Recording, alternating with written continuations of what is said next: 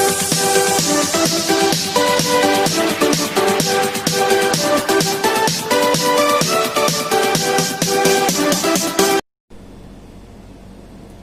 everyone, welcome to all in my YouTube channel Maths Cafe.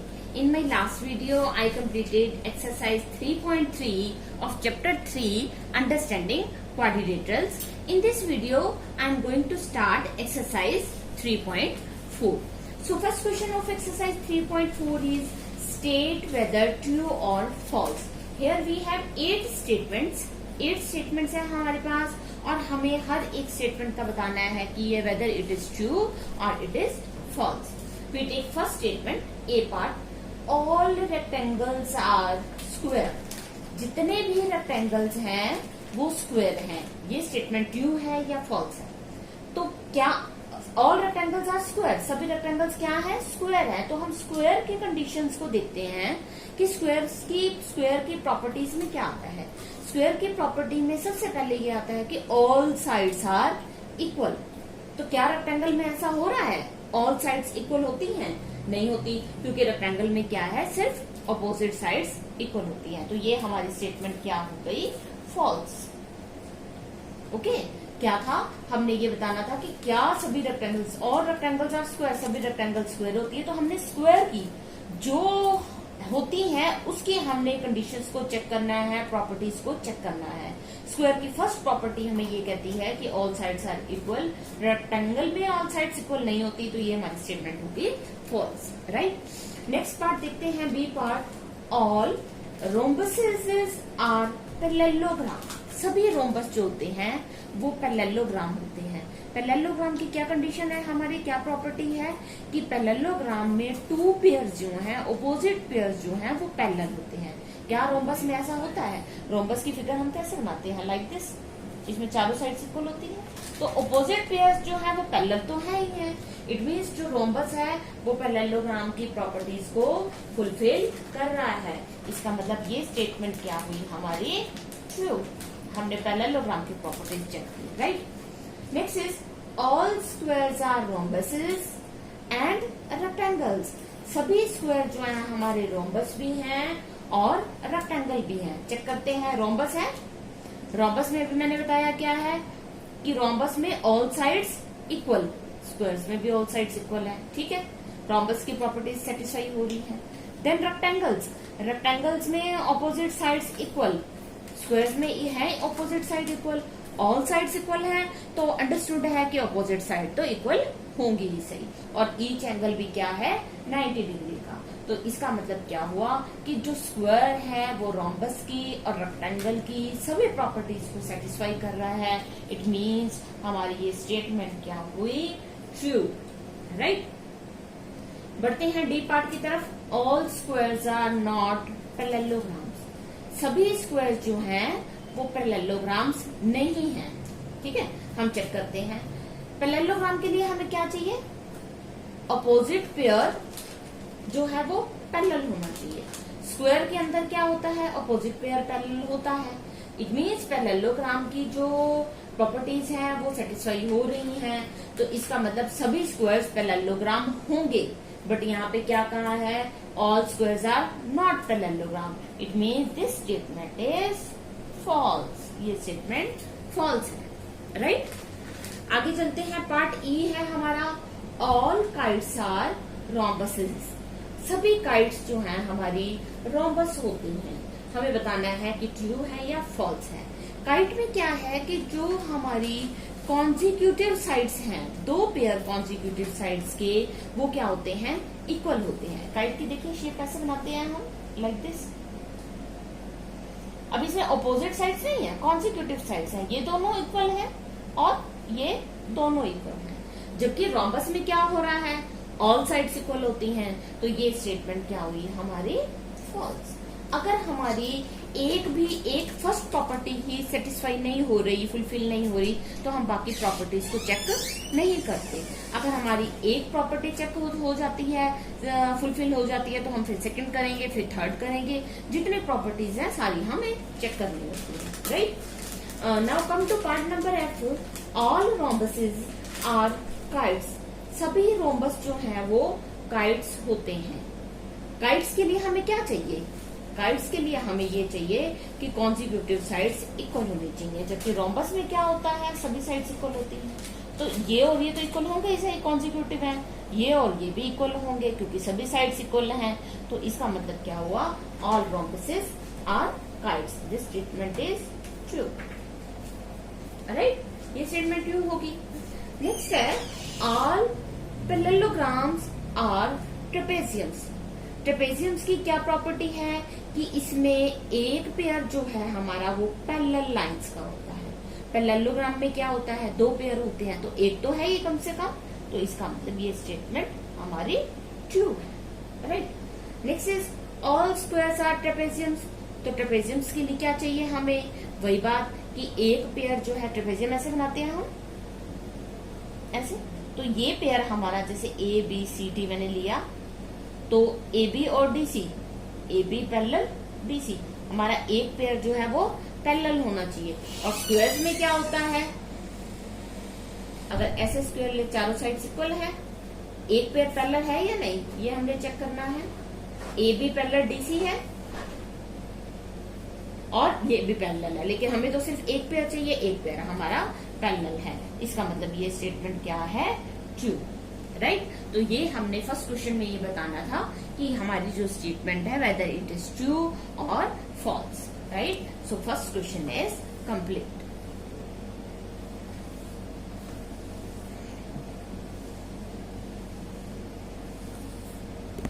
Now come to question number 2. Question number 2 is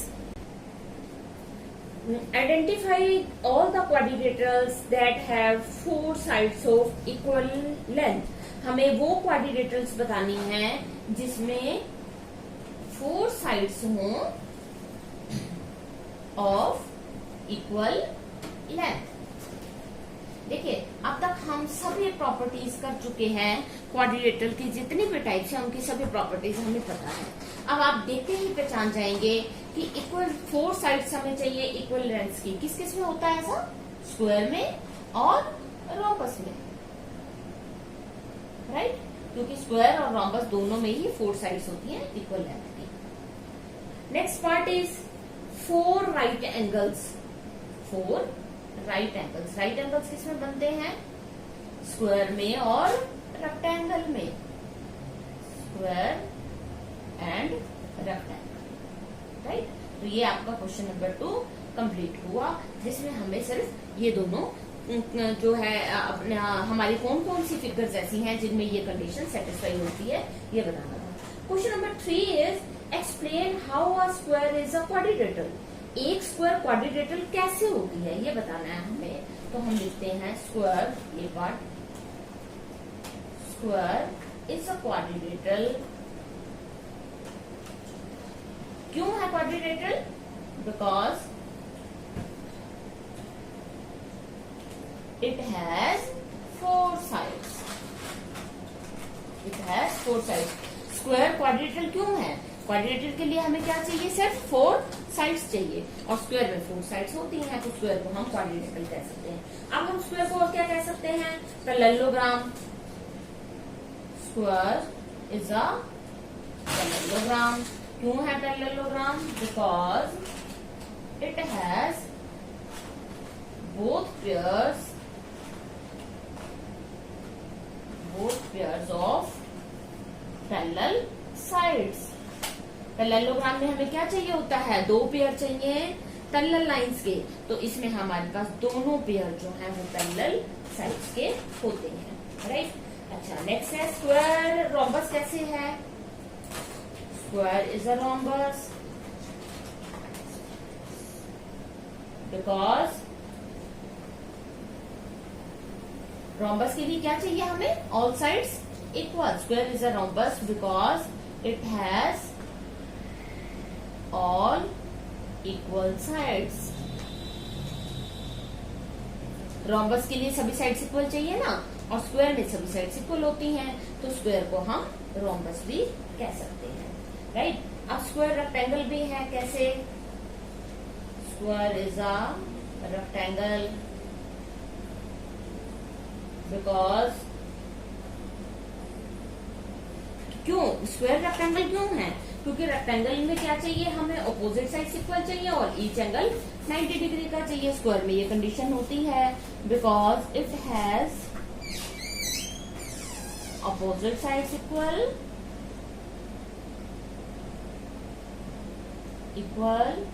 and each angle of 90 degree, right. और ये parallelogram तो होती ही है, square parallelogram की सभी conditions को satisfy कर ही रही है, क्योंकि स्क्वायर पैरेललोग्राम तो सबसे पहले है, यहाँ हम कह चुके हैं, राइट। पैरेललोग्राम है, पैरेललोग्राम की कंडीशंस फुलफिल हो रही हैं, तो रोम्बस के लिए सभी साइड्स इक्वल होती हैं इसके पास, रेक्टेंगल के लिए ऑपोजिट साइड्स भी इक्वल होती हैं और ईच एंगल भी 90 डिग्री का होता है। तो क्वेश्चन नंबर 3 जो है वो हमारा कंप्लीट हो गया। Now come to question number 4। Question number 4 is name the quadrilaterals whose diagonals bisect each other।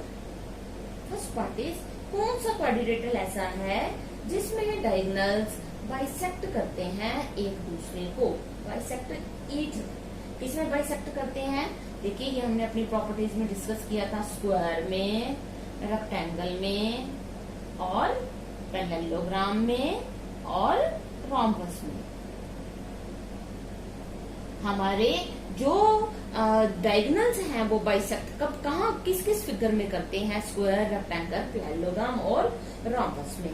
ये आप जब हमने प्रॉपर्टीज की थी आप उसमें से चेक कर सकते हैं। Next is are perpendicular bisector of each other. Bisect भी करें और साथ में परपेंडिकुलर भी हों। Perpendicular bisector of each other, एक दूसरे के परपेंडिकुलर बाइसेक्टर हो। तो किसमें परपेंडिकुलर बाइसेक्टर होते हैं? ये सिर्फ दो में होते हैं, रोम्बस और स्क्वायर, जिसमें सभी साइड्स इक्वल होती हैं, वो वाली फिगर। और सभी साइड्स इक्वल वाली फिगर्स हमारी कौन सी है? स्क्वायर और रोम्बस। अगर आप इनके डायगोनल्स लेंगे तो आप देखेंगे कि आपस में डायगोनल्स 90 डिग्री का एंगल भी बना रहे हैं और बाइसेक्ट भी कर रहे हैं, राइट। Diagonals are equal. अब ये जो डायगोनल्स हैं हमारे कौन कौन सी फिगर्स में इक्वल होते हैं? ये होते हैं जी स्क्वायर में और रेक्टेंगल में। हमारी दो फिगर्स हैं, क्वाड्रिलेटरल्स की दो टाइप्स ऐसी हैं, स्क्वायर और रेक्टेंगल, जिसमें हमारे डायगोनल्स इक्वल होते हैं। बाइसेक्ट हमारे 4 में करते हैं, स्क्वायर, रेक्टेंगल, पैरेललोग्राम, रोम्बस में। और परपेंडिकुलर बाइसेक्टर जो होते हैं वो होते हैं सिर्फ रोम्बस में और स्क्वायर में, राइट। तो ये हमारा क्वेश्चन नंबर 4 जो है वो कंप्लीट होता है। Now come to question number 5। देखिए इस एक्सरसाइज को स्टार्ट करने से पहले आपको क्वाड्रिलेटरल्स की सभी टाइप्स की सभी प्रॉपर्टीज अच्छे से याद होनी चाहिए। अगर आपका वो कंसेप्ट क्लियर है तो ये एक्सरसाइज आपको करने में बिल्कुल भी प्रॉब्लम नहीं आएगी। ओके, तो now come to question number 5। Explain why a rectangle is a convex quadrilateral. एक रेक्टेंगल जो है, देखिए रेक्टेंगल ऐसे बनाते हैं हम, ABCD। ओके, ये रेक्टेंगल जो है हमारी, इसमें हमने लिख दिया ये रेक्टेंगल है। रेक्टेंगल जो है ये कन्वेक्स क्वाड्रिलेटरल कैसे है? क्वाड्रिलेटरल तो है बिकॉज इट हैज 4 साइड्स। अब कन्वेक्स कैसे है? तो हम लिखते हैं rectangle is a convex quadrilateral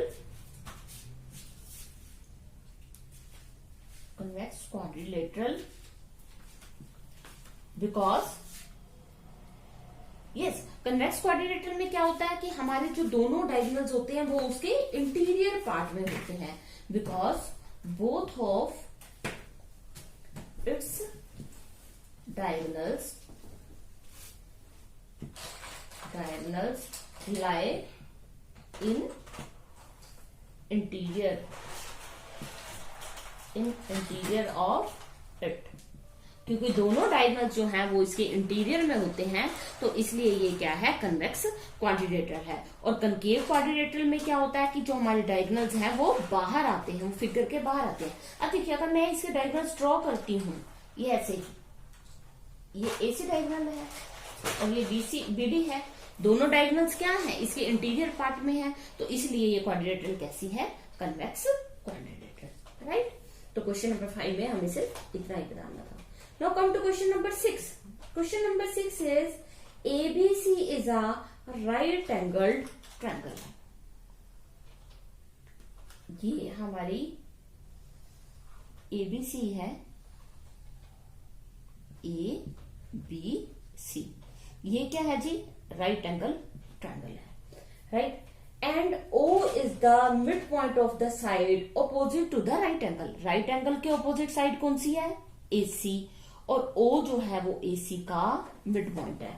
क्या कहा है हमें? O is the mid point of the side opposite to the right angle. Right angle के ऑपोजिट साइड का मिड पॉइंट O है. एक्सप्लेन, ये बताना है हमें why O is equidistant from A, B and C. A, B और C. O जो है वो A, B, C से इक्विडिस्टेंस कैसे है? मीन्स कि OA is equal to OB is equal to OC. ये कैसे है, राइट. नेक्स्ट वो कहता है the dotted lines are drawn additionally to help you. अब ये जो है हमारी राइट एंगल ट्रायंगल थी, तो इसको राइट एंगल ट्रायंगल को यहाँ इन्होंने कंप्लीट किया है डॉटेड लाइन से. ये क्यों कंप्लीट किया? ताकि हमारी जो ये जो प्रॉब्लम है, ये जो थ्योरम है, ये हमारी थ्योरम कंप्लीट हो सके. ये रेक्टेंगल है, ये रेक्टेंगल बनी है हमारी ना राइट एंगल ट्रायंगल से, राइट. अब इसमें एक तो क्या हमें गिवन है कि ये 90 डिग्री का है, ठीक है. Here ABCD is a rectangle. Rectangle है. अगर ये रेक्टेंगल है तो क्या होगा? एक डायगोनल हमारा AC होगा और दूसरा डायगोनल हमारा कौन सा होगा? BD. यहां में ABCD, दूसरा डायगोनल होगा BD. और ये इक्वल क्यों होंगे? क्योंकि अभी हमने कहा कि डायगोनल्स ऑफ अ रेक्टेंगल, अभी पिछले क्वेश्चन में ये हमने कहा कि diagonals of rectangle are equal in length, right. Rectangle के डायगोनल्स इक्वल है. अब अगर AC BD के इक्वल है तो इसका AC का हाफ लिया मैंने, यहां से BD का हाफ लिया मैंने, वो भी इक्वल होंगे. कैसे? 2 से डिवाइड किया हमने, यहाँ इक्वलिटी है तो वो हमने बैलेंस को मेंटेन करने के लिए दोनों साइड पे 2 से डिवाइड किया है, यहां भी और यहां भी. किया कैसे? Dividing by 2 on both sides, दोनों साइड्स पे 2 से डिवाइड किया. वैसे भी आप देखिए कि अगर हमारी फुल लेंथ इक्वल है तो उसकी हाफ भी इक्वल होगी. अब AC का हाफ क्या है? इस AC का हाफ क्या है? AO. और BD का हाफ क्या है? BO. क्यों? अब हमें ये कैसे पता चला कि AC का हाफ AO है? क्योंकि हमें एक बात और पता है कि डायगोनल्स ऑफ रेक्टेंगल क्या करते हैं? Bisect each other. ये भी अभी हमने क्वेश्चन नंबर 4 में डिस्कस किया है. बाइसेक्ट ईच अदर कि हमारे जो डायगोनल्स हैं रेक्टेंगल के वो बाइसेक्ट करते हैं. तो AO is equal to AC का हाफ हुआ. AC का हाफ क्या है? AO. और BD का हाफ क्या है? BO. अब जितना AO है उतना ही क्या है? OC. तो हम ऐसे लिखें AO is equal to OC is equal to BO. ठीक है, रीजन दे दिया हमने, because AO is equal to OC. क्या शो कर रहा है? AO, OC और BO क्या शो कर रहे हैं? ये तीनों अगर इक्वल है, it mean this shows that